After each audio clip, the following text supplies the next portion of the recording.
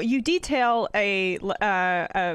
basically a judicial fight which pushed a lot of this forward, but there was also a rich history of black electoralism in these regions as well. Talk a little bit more about those coalitions formed, whether it be with the Whigs later on, and eventually, of course, settling on the Republican Party more nationally, but just how that came to Well, be and how those organizations formed.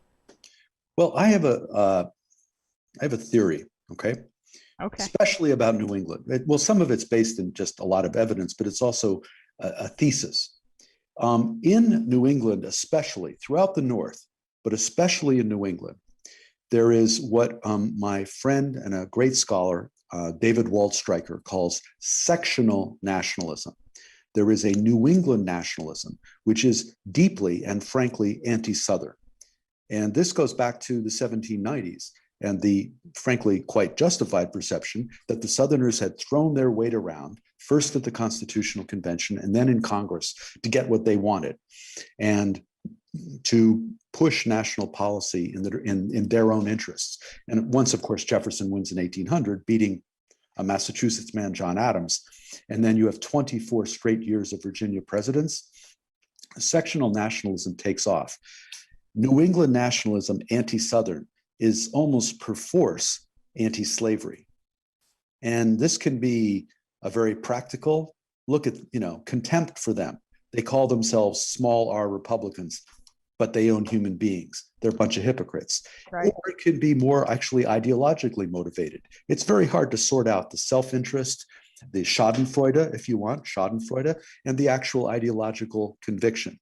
So what that means is there's plenty of votes in New England, whether in 1800 or in 1860, there are plenty of votes in opposing slavery and opposing the South. Who's going to get those votes? That's the question.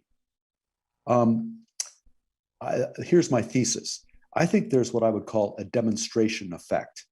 If Black men, and voting is extremely public, you can see what color paper someone is putting into the ballot box. You can see which ballot they took from which party worker. If Black men vote for the Whigs in the 1830s and 40s, it's a signal that in New England, the Whigs are anti-slavery. If Black men turn away from the Whigs and vote for the Liberty Party, which is a radical anti-slavery party, it's a different signal. So Black men, even quite small numbers of them, are fought over. Who is the signal being sent to? The much larger number of white men who are trying to decide whether to vote for a major party that is running slave owners, slave holders for president, but is a major party, or to vote for a third party, throw away their vote, so to speak. I hope the logic of this is making sense. So when they see, if a Black man says, I'm voting, I'm a true Whig, I'm sticking with the Whigs because this is my party, and I have a great deal of evidence showing this. This sends a message to white men, it's okay to vote for the Whigs, because at least in the North, the Whigs are good anti-slavery men. Conversely, if Black men switch over to the Free Soilers in 1848, then that's a message of, okay, we can switch too. So that is what elevates the importance of the Black vote, besides the fact that in these port towns, Portland, New Bedford's my best example. There are enough of them to really count. New Bedford is a whole chapter in the book. I refer to it, as many people did at the time, as the apex of Black power. They called it the Gibraltar of, and then these were Democrats, then they use a really ugly word that I'm not going to quote. So the Gibraltar, the great fortress, there were hundreds and hundreds of Black men actively voting in New Bedford. And they put it right out there. They questioned candidates, they ran their own slates, they told their voters how to vote. It was very, very clear they were throwing their weight around. Wait, let me just fill in the background so you understand. New Bedford, in this period, 1830s, 40s, 50s, is the richest place in America. It is fabulously rich because of the whaling trade. And Black men are deeply involved in that trade at every level on the ships. Some of them are officers. So they are economically empowered, they are politically empowered, and their vote, shifting their vote from the Whigs to the Liberty Party or to the Free Soil Party, it actually, in some ways, almost reverberates nationally. People know about this across the country. Wow. Yeah, and I want to move, because there's so many other sections in your Sure. book, to Pennsylvania, which is another place in which there were black people who achieved a significant amount of power, and it had a bit of a different effect, right? Because it, at least in Philadelphia, resulted in the formation of a black elite, which ran counter in some instances, as you write, to the interests of the larger black population in that area. So talk a bit about that, because that's a really another fascinating wrinkle to our history here. Yes. Philadelphia is in many ways the center of free black life in the North. It is the largest community and the wealthiest. It is, in 1828, a very prominent black minister and newspaper editor, Samuel Cornish, who had come from Philadelphia to New York to publish the first black newspaper, Freedom's Journal. He wrote this article that I cite, lots of people have cited it actually. He says, well, this is the elite of our people. Look at their churches. These are really elegant churches. But then he also goes on to say, and they love politics. They love it. They love politicking with each other inside their churches. So the Philadelphia elite, who were nationally and even internationally famous, James Forten, the gentleman of color, who was a very prominent sailmaker and merchant, was known on both sides of the Atlantic and socialized with, I mean, the Philadelphia elite are very, very wealthy, rich people at the center of a huge transnational merchant trade. So they're very connected, James Forten, for instance, or Bishop Richard Allen. But for complicated reasons, they choose not to vote. They don't vote, and they don't mobilize their voters. So this huge, prosperous, free black community consciously abstains from voting for decades in Philadelphia. And I trace that history. There are good reasons for it. They are on the border of slave states, Delaware and Maryland. They urgently need like a really high level of protection. And the evidence strongly suggests that their white allies, basically, to put it, pretty much the entire leadership of the Philadelphia bar at a time when the lawyers, the bar of Philadelphia was the most important in the country. The evidence strongly suggests that they said, we'll protect you. We'll make sure that the state legislature doesn't require you to carry certificates. The acts against kidnapping, because there are a lot of kidnappers coming into Philadelphia, but don't vote. If you vote, there's going to be a lot of trouble. Don't vote. And they go along with that for decades. So that's Philadelphia. And this has been studied by other people. This is what happened. They chose not to vote. They were not chased from the polls by violence. They chose not to. They accepted being left off the tax rolls, which function as the voter registration rolls. What I was able to find out, investigate, and I'm obviously somewhat proud of this, is that black men were voting across the rest of Pennsylvania, where the majority of African Americans lived. The majority of African Americans in Pennsylvania didn't live in Philadelphia. They lived in counties all around Pennsylvania, like the ones that I grew up in, like Bucks County, Lancaster County, Washington County, Allegheny County, big ones. They voted in those counties for 40 or 50 years until disfranchisement in 1837-38. And there's a very rich history in some of these big, prosperous counties of black men being organized groups of voters, just as in New England. But then they are disfranchised. That's the difference in Pennsylvania. And it got to that point. How did, I guess, was there a bit of a backlash or some sort of coalescing that made things harder for black people? Of course, it's on a state by state basis, but in terms of voter intimidation and segregation to extreme extents, of course, it was, I'm sure, would imagine, always fairly segregated. I mean, what was a bit of the backlash that many of these... Why disfranchisement? Is that what you're at? Yes, and that too. In Pennsylvania. I believe in general, there's lots of disfranchisement, and this is what most historians, they would put in the textbooks, they would say, basically there would be a paragraph saying, across the North, black men were disfranchised, which begs the question of, but they were voting before that. Right. It's like, what about when they were voting? I might be setting up a straw man or tilting in a windmill here. I think there has been an implicit a presumption that this disfranchisement was a kind of natural form of erasure, to use your word, that it just kind of came on naturally, and that it came out of racism. It's just, there they, they got around to noticing black men. Well, of course they disfranchised them. I don't think that's actually accurate, because there was plenty of racism all along, and yet they kept voting. Disfranchisement in Pennsylvania, in states like New York, where it took place, was a product of intense partisan conflict. In the mid-1830s, a coalition of Whigs and anti-Masons, the anti-Masonic party. I'm not going to get into that. And very important party, kind of populistic, anti-elite party that Thaddeus Stevens was a leader of, finally really has a chance to take over the state against the traditional Democrats, the Jeffersonian Republicans turned Jackson Democrats. And you get into the state is shifting back and forth. The Whigs and anti-Masons, especially the anti-Masons in Pennsylvania, were extremely anti-slavery. They were openly. Thaddeus Stevens helped elect the governor, Simon Rittner, who gave his speech in 1835, saying, "We will no longer bow our dark knee to slavery." So in that context, the Democrats are the party of white supremacy for most of their history.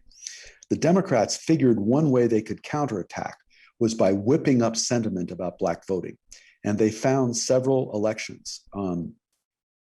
They set up a target and went after it. This ought to sound very familiar to your listeners. Right. I mean, this is for partisan reasons. You invent cases.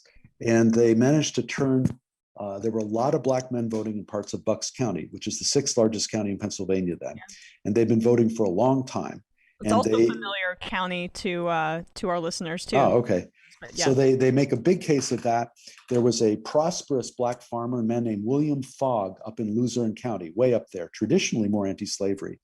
And some Democratic judges simply barred him from voting. That, from what one can tell, he was a property owner. He had every reason to vote. He's probably been voting for years. So he goes to the state Supreme Court. So they picked a fight and managed to make black voting something they could rally white men around, and they got rid of it. So, and that's the story in all of these cases of disfranchisement. It's a way to rally white men for a particular party. So that's Pennsylvania. Yes, and then you also mentioned New York, where before we run out of time, I want to talk about New York because of the incredible amount of black influence there. You basically, I don't want to put words in your mouth, but seem to posture that it was the most influential black voting bloc in the country, or something to that effect. There was an incredible story about how spooked Martin Van Buren got about black enfranchisement. Talk a little bit about that. Take us through that history in the early 19th century. Well, I'll try to do it very briefly. No, it doesn't need to be brief. I just want to take time for New York, greater New York City. New York City then was just New York County, Manhattan.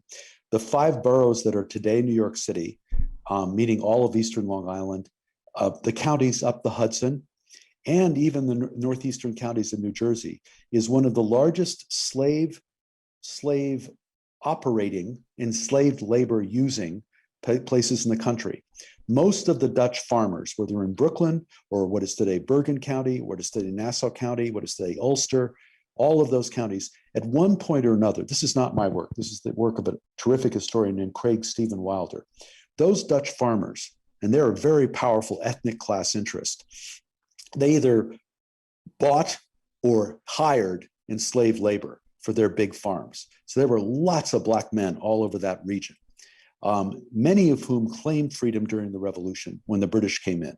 And, there's several decades there where the best thing, to put it in kind of, the best thing an enslaved person could see is, a British ship in the harbor, because that means that you have a chance at freedom. And that was true during the War of 1812.